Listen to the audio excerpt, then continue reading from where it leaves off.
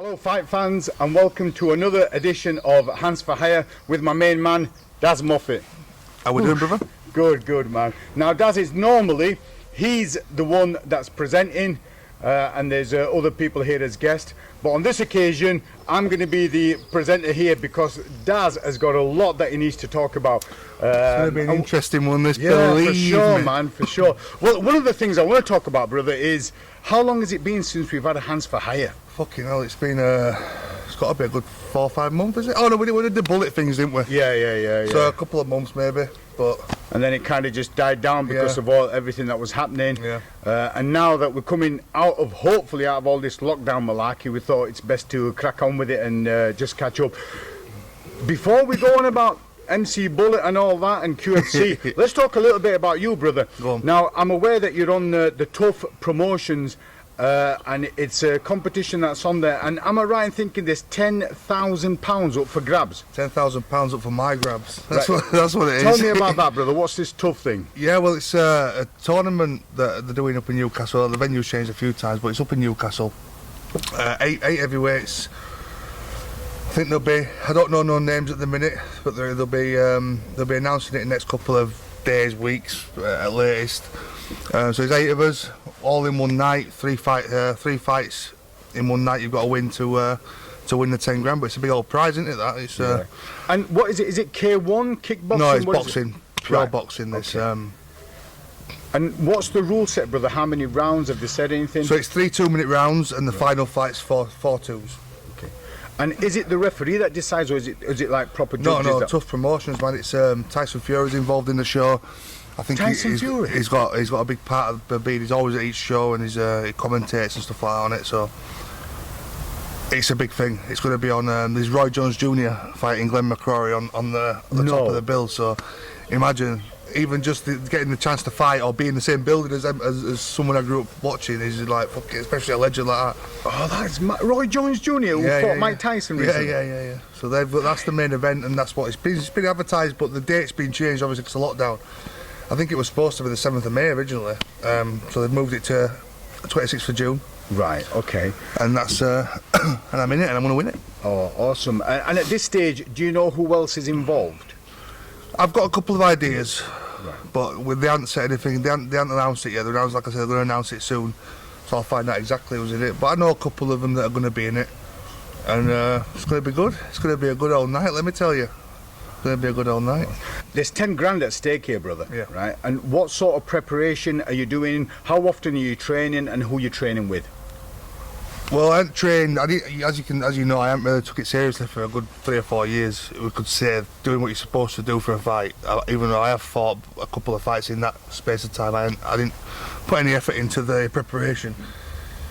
So one day I was at home and Brett rung me. You know Brett Hawthorne and Tommy Hawthorne. They train with Pat Cowdell in Otley, and they rung me up. Brett rung me up, said, "Do you want to be in this 10 grand tournament?" Because Tommy Hawthorne did the tournament on the last show. And he got to the final against Ty Mitchell, one of Tyson Fury's boys, you know what I mean? So he said there's one for heavyweights, do you want in? I said, right, let's do it, you know what I mean? Let's get on it. It's a chance to get back into shape. And then Pat Cowdell rung me and he said, do you want to come and train with us, and do you want to be in it? I said, let's do it. And it's the first time in a long time that I've taken something serious like this. I've been at the gym, you could say on average 6 times a week. I got my shorts measured, right? So I've got sponsors. We Are Vapes, John Kitchen. He said they were going to buy me kit for me boxing shorts and all that. So I went to KO Sports. Shabs measured me up, right? Measured me up, and then I've got in 4 weeks later when the shorts are done. I've walked through the door. I said these aren't going to fit you, right? So he's took 3 inches off the shorts, sent them back, measured me up 3 inches less off my waist. Gone back today to pick them up again, and they're still 2 inches too big. So the amount that my body's changing is shocking to me myself, and I can't thank Pat because he's done it for me. He is what you want from a coach. Yeah, he has done everything from. I've been training with him maybe 10 weeks now, and I ain't had that for a long time. Do you know what I mean? Somebody to push me and tell me what to do and stay on top of me, and even though you should do it yourself, but he's been keeping me going. He's been keeping me on top of it, and I just feel great at the minute. Now, how did Brett Hawthorne and Tommy Hawthorne, because they're wrestlers by background, their father was well known, Jimmy Hawthorne, they're all in the wrestling.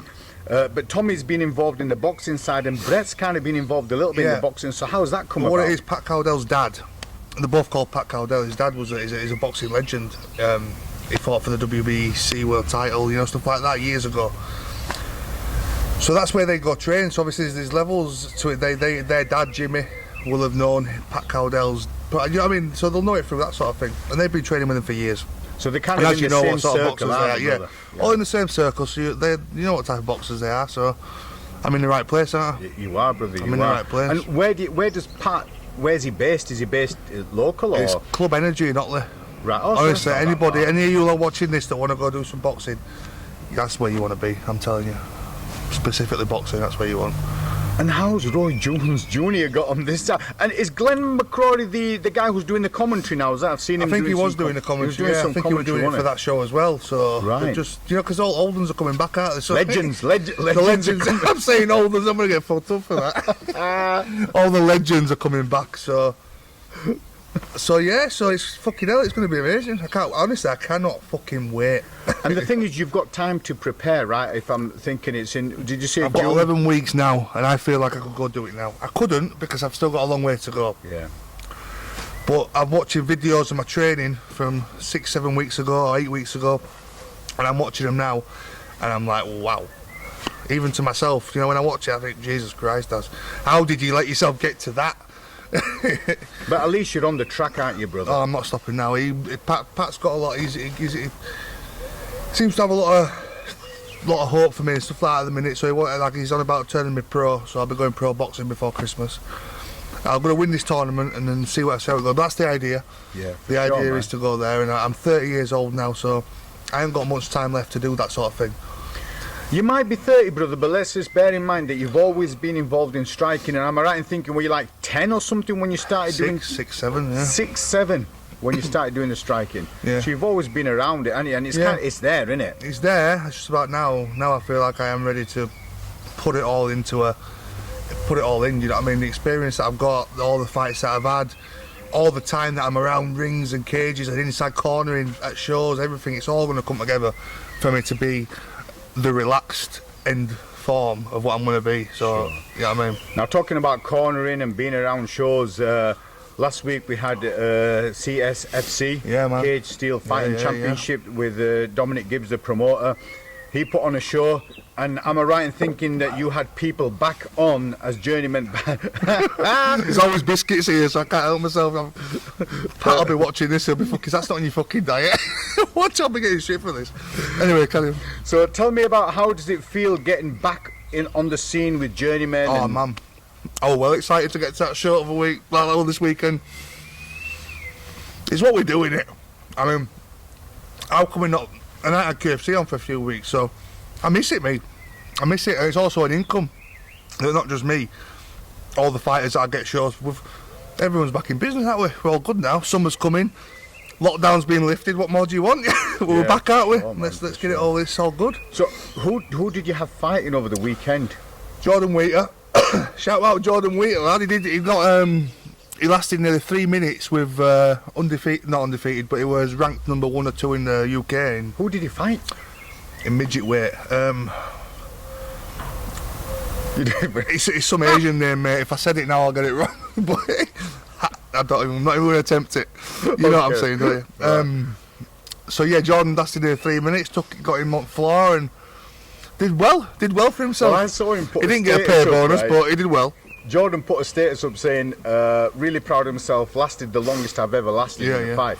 And in itself, that's a little win for him, right? Yeah, Jordan won that night. Jordan went home feeling like a boss, let me tell you. All the Chinese on my arm were like, oh, yeah. I even saw him eat for the first time. Like, you don't see Jordan Wheater eat, yeah? Honestly, but I seen him eat, that's how happy he was. And then, did you corner anyone? Yeah, there was Sean White.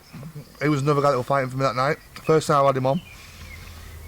He turns up, right, so I said to Sean, it wasn't the day before, needed somebody, so I says, fight, it's pro, so-and-so, he got pro gloves, and I was like, yeah, I got pro gloves. Cool. Turns up, boxing shorts on, thinking it was boxing, he's a boxer. Right. I'm like, mate, so I've just been watching fights and Jordan's room, he thinks he's boxing. I said, I'll be alright, man. I mean, it's funny. That's the thing with you. Nothing really phases you on the night, does it? You just crack on. I get with it done anyway. It does. No matter what happens, it gets done. Right. If I'm there, especially if I'm not there, something's happened before where somebody's shit it and fucked off. I'm telling you, if I'm there, they get the fighting.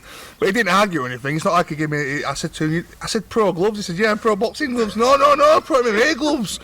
But in my head, that was just pro gloves. I don't need to say MMA. But obviously, he's a boxing man, so yeah. Didn't quite understand. But he got in there, did really well actually. He did all right, and he got knocked out with an head kick. But that's part of MMA, so. Yeah. But he did really well. And then there was another lad, Ryan Taylor, who fought for the little tournament at Danny Mitchell's like a couple of weeks ago, right? So they said, can you get 4 of your best QFC guys together to come down and have a little tournament fight? The winner gets to fight Adam Bramhold on CSFC, because they were struggling to get him an opponent, loads of people pulling out. So get somebody that's got a 0 record, let's build him up, see and get the winner. That's what we did, see who were the best out of the 4 that I took. So I took 4, I took Ryan Taylor, Dickhead Anyman, Jordan Wheater. Jordan Wheater was last minute replacement, he wasn't supposed to be there. Now if people are thinking, why is he just called him Dickhead Anyman, we're going to come to that later on. You'll soon find out. And then there were Pacey Green. Pacey Green's good, man. I know, he's really good, isn't he? Right, so go on, so you took them 4. Took them 4 there, and they fought it out. Ryan Taylor won. So he moves on to fight Adam Bramhold on the night. And that's what he did. He fought Adam Bramhold and lost. But he got in there and fought, and everyone got paid, and everyone went home happy. Unhurt. Now earlier on, I did a podcast with Michael Park, and you'll know him, Mick. You fought. Yeah, he was there. He was there on CSFC. We were fighting Jan Lysak, who I cornered. Well, that's what he said to me. He said, "Oh, because I was asking him who he last fought, and he said, I had my second pro with Jan Lysak." But then he mentioned you, and he said that you were there in corner as well. How did that come about?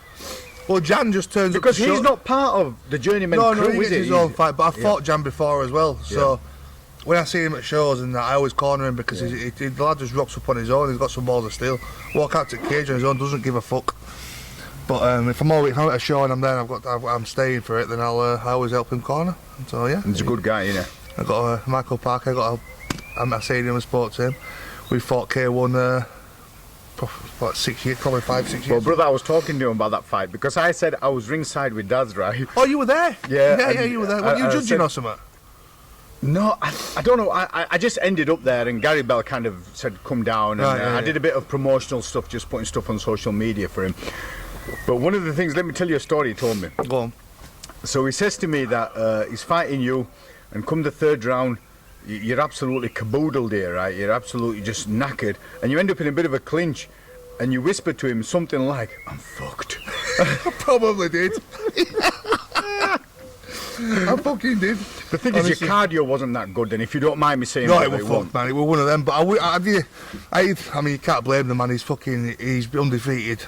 He's undefeated up to now. He hasn't been beat by anybody. So we went 3. I'm happy to just go 3 rounds with him, and even in the shape that I was. Well, he did say that. He said no matter what he threw, you were still in there. You wouldn't go down. And he's fought, amateur. He's fought pro. He's fought K1 amateur, K1 pro. Now he's on to pro MMA. So. Yeah, and he's doing really well. He's a nice guy, man. He's very top lad, man. I love seeing him at shows and stuff. Whether they beat me or I beat them, we all get along. Well, that's what it's all about, and it's that community feeling. You've got a friend for life, even if you don't speak to him. You know that they're always going to. Everyone's all right. It's good. Yeah, it's part of the gentleman's sport, isn't it? Well, I'm pleased that the shows are up and running, and Dom took a bit of a gamble because it was behind closed doors, but he's done it. And it looked good, Credit to Dom, to do that, because that show, Cage Steel Fighting Championship, that show has a lot of attendance there, doesn't it? You know what I mean? It's one of the best shows around this area. Well, it is the best show probably around. There's other ones further out and stuff, but it's good, isn't it? I thought it was brilliant. Yeah, I mean, I just really enjoyed being there watching. I don't even watch it. I don't even like it really, but I'll watch every single fight. But it's that whole feel of just being there, being around people. It was different, not having you don't. I'll go to a show and every 2 steps that I take, I've got to shake somebody's hand. Yeah. There was a bit of a difference. You didn't get to catch up with everybody there, but it'll get there, won't it? Oh, we're getting there. We're hoping so. That's good. We're hoping so. I'm hoping to go have fans on my tournament. So yeah. And by then. Now, brother.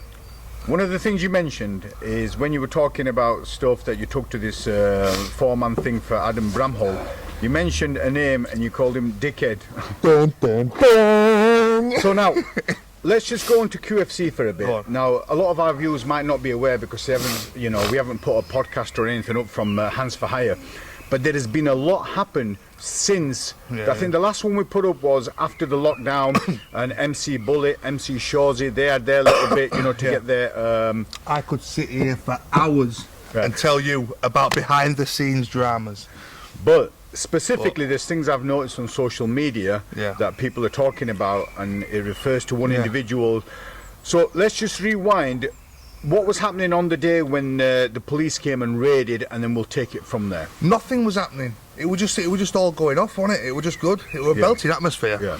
Right, but so we got raided. Obviously, everyone knows we got raided. Any man were there shouting his name out. I'm the fucking, what did he say? Number one kid. So I don't know what he was spouting his name out at the police, so he didn't give a fuck. But neither did anybody else there. So they want anything to be suspicious about, anything like that, yeah. So as time goes on, if I'd have found out, by the way, let me tell you, any man is the man that grassed on QFC.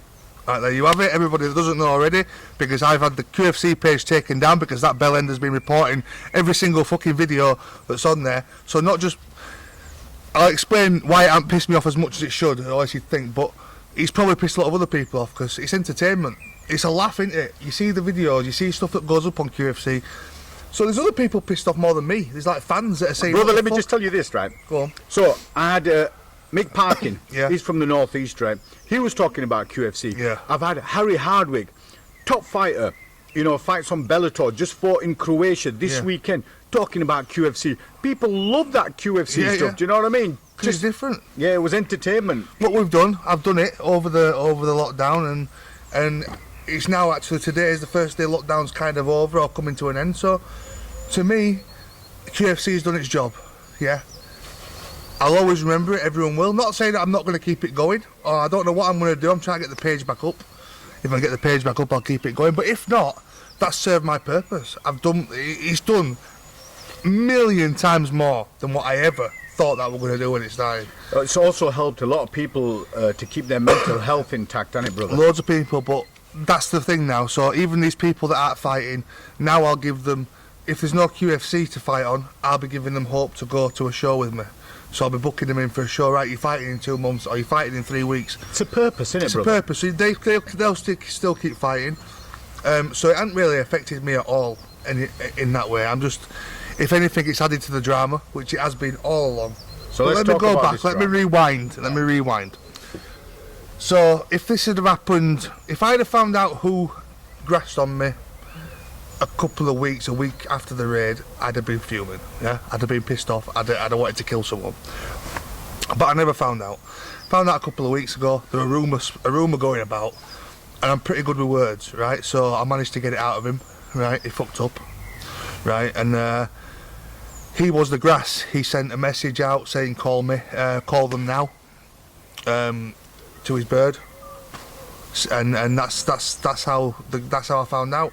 And then when I've carried on talking to him in messages, he's dropped himself in it and then begged me not to say anything. Okay. Just one thing, brother. I'm just going to pause there for a moment. Now, Ance Harrison. Yeah. He's always been on QFC. He's kind of QFC has created him.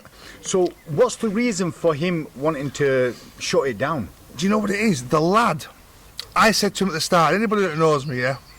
I said to him, I turned him into somebody. He was nobody. He's nobody. Everybody knows he was just a fucking nobody. Even if people that grew up with him from school have told me that he's just a fucking nobody. QFC created him. I didn't see it as that, but it has. But you know, not just QFC. Do you know afterwards? Now, shows starting. That lad could have done something. If I'd have wanted to, I could have made him 20-0. Just because he's a gobshite and he'll sell a few pay-per-views and I'll get him in the right place. But every single opportunity he's been given, he has fucked himself over with his mouth. Okay? So there's limits to what the banter can go to. And I take banter to levels others don't, okay? I admit that. I mean, I go too far sometimes. And there's probably a few things that I've said in messages to him when I found out it was him and all that. After I got it out of him, I was fucking fuming that phone.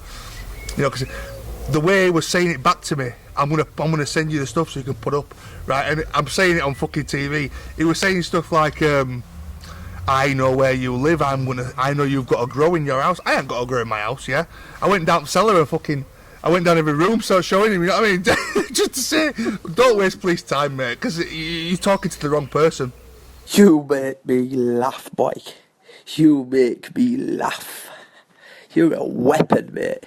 You think I don't know that you've got a grow in your house, you stupid boy. Shut up. You forget I know where you live. Darren MOFFITT. And then I've just said it. Do you know what I mean? That's what he sort of thinks. So he grasses and grasses and grasses. And he dropped himself in it with grassing on stuff. As he was trying to defend himself. I know where you live, I know you've got a growing house. Stop it. Just shut your fucking mouth, you stupid idiot. Because he's putting himself in a position that he will not be able to get out of. He isn't that guy that can get himself out of them sort of positions. And I'm still finding it funny because I'm trying not to laugh now because I don't really care about any of it. I don't. To me, the more he goes on at me, the more I'll fire back at him, and it's just more publicity and fun for people to watch. Yeah, this is the grand finale. Once this is over, QFC will probably be done. Yeah, so so you are the grand finale, Ants, and you have fucked it up for yourself. He hasn't, don't you think? Well, I think I'm rambling on here because it's annoying. It's annoying. Yeah, I'm sure it is because everyone enjoyed QFC, and if he's done what you say he's done, then that's out of order. He shouldn't have done that. Well, the message that I'll send you you can upload them so people can see what he said and how he tried to get himself out of it and stuff like that. You know what I mean?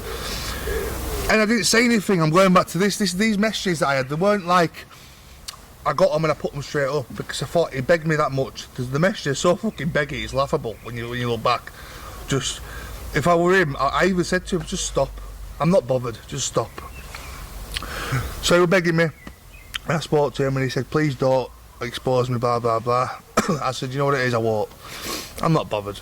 You know what I mean? I've asked him for videos of call-outs because he started saying, you need me, you beg for videos. Mate, I begged MC fucking Bullet to come on a podcast so I could take piss, you know what I mean? So don't come at me with stuff that I beg for. If I'm begging you for something, it's because it's going to benefit me by taking the piss out of you. That's what every single fucking video you've sent me all through QFC was me taking the piss out of you, so don't think you're any different to anybody else because you're not.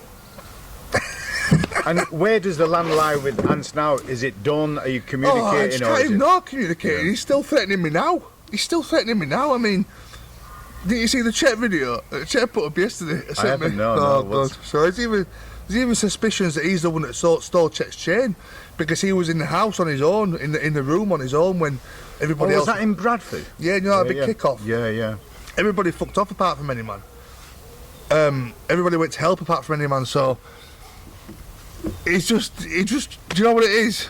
I even said to, do you know when this is what even annoys me even more. I put the post on QFC page about him being the grass. After, but I didn't just bring it up out of nowhere. How it came up was there was a group chat going on that I wasn't in, QFC Shit Talk, yeah? So Wheater sends me some screenshots of what anyone's saying about me. And calling me fat, calling me a crackhead. He calls everyone a fat crackhead. Do you know what I mean? I mean, get something new. But anyway, I thought, why is everyone digging at me? I'm not even in group chat. So he's put me in group chat anyway. Started saying he were going to go do any man promotions and he were going to bring QFC down. And I'm like, where the fuck has this come from? I'm not even here. So that's why I got pissed off with him. And the thing went on, it escalated. We all said bad things to each other, which I still don't care about because I'm an open book. You can put whatever you want out there and I'm not really bothered, you know what I mean? I'll tell you myself. So it escalated to that and I blasted that fucking thing on Facebook. I said, right, you fucked it. I'm not having this, you know what I mean? You're the grass and you're thinking you can go talk shit to everybody. Yeah, right, getting myself worked up here, you know what I mean? Fuck you, any man. Anyway, so I've put the thing on Facebook and within 5 minutes it had 70 shares and 200 comments. As you can imagine how wild that would have gone, yeah? Things escalated. He started ringing me crying. He was ringing me down the phone saying, please take it down. Wheater said I shouldn't go against you online and all this sort of shit. He was proper begging me to take it down, saying he was going to kill himself, saying he was going to do this, he was going to do that. He wasn't. He wasn't. He was just desperate for He was just desperate for a way out. That's what it was. He was like, what can I say to this guy for him to stop? So I tried ringing him a few times while the post was on. He didn't answer. He said, I don't want to talk to you. I hate you. I'm going. It was so pathetic to read. I was like, Jesus Christ, man. He's supposed to be a fucking man. Anyway. So I managed to get through to him on the phone, and I says, "Any man, are you going to stop what you are doing? Yeah, and never ever speak to me again." I just don't know what to do with him. He just don't know what to do with him. And then he said yes. So I said, right, I'll take it down. Within the phone call went off, I went on QFC page, I took it down. And I said to him, it's down, thumbs up, done, right? I get home that afternoon, and the QFC page stuff gets reported. Video after video after video getting reported. And I'm thinking, I can't fucking believe, after I've just took that down, he's gone, and I've agreed to stop. And on what grounds are they reported? What's it saying? Well, there'll be all sorts on there. Well, one swear word can be too yeah. much if you report it, you know, stuff like that. And probably his own fucking videos, because he's the one that slags everyone off. How can you go on there? How can you say it when you're the fucking worst one? You know what I mean? You're the worst one for mugging people off and that. So he started just reporting all his videos, I think. Got the QFC page unpublished. Fuming. But anyway, it's done. But the thing is, brother, QFC has served its purpose. Yeah. It was all there to keep people sane, to give them something to think about during lockdown. You did it for your own journeymen. Yeah. And it did. It served its purpose. We're out of lockdown. Yeah, that's it now. I'm not bothered. It's lasted. I cannot yeah. fucking believe it's lasted till this point. Neither I can't can I. believe, honestly, I thank everyone that's been a part of it, because it's got us, man. We haven't had a lockdown, have we, really? Me and the people that have been a part of that haven't had a lockdown. We've enjoyed ourselves, drama after drama, and it has served its purpose. It's done everyone good. Everyone's got friends. Everyone's learned a thing or two, and that's that, man. If that's the end of it, then we go back to Alpha Promotions, which I was going to initially with me and Chet. We're going to put on a show, a proper show, and once a year, I'll do a QFC event on the day that we all started it, which is the 9th of May, I think it is. You'll probably know better than me. And I'll do a massive show once a year somewhere. I'll get everybody that were on it back, and that'll be the thing. That'll be the thing. We're locked down. If there's another lockdown, another virus that goes killing everyone, count on me to break the rules. That's what I'm saying. The other thing is, Hands for Hire was created by you to be able to get people on the podcast, the fighters. That's all happening now with the journeymen, so that'll be back. So we'll get that up and running again. So all you lot now watching this, you've been a part of the show, want to tell your story, want to tell how, if it helped you, and what, just talk about what you've learned over lockdown. We'll get you on. Cool, man. The other thing I want to ask you, brother, is I saw a poster a couple of days ago that I've seen, and something about the BBC getting involved. What's all that about, brother? Well, the scene in the Telegraph and Argos, it will back up. I got the second worst lockdown breach in the papers through QFC in West Yorkshire, this area or whatever. So the BBC woman got in touch with Scott Misley at Hard Knocks. How can we get to know what QFC is and that? She's come down, and it was good. I must have chatted to her for about 3 hours. And yeah, do you know, like seeing QFC come up on Sky, that will fucking mint that. That was like mission accomplished.